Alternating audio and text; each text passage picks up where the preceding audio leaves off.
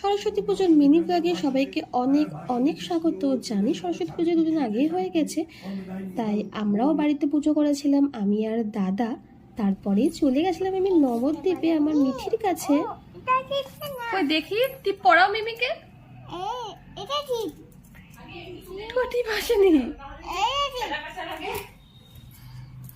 তারপরে আমি আমার লাঞ্চটা খেয়ে নিয়েছিলাম। একাধারে ছিল সরস্বতী পুজোর, অন্যদিকে ভ্যালেন্টাইন্স ডে। স্পেশাল মেনু ছিল দাদার, আর প্রত্যেকটা রান্না এত টেস্টি ছিল।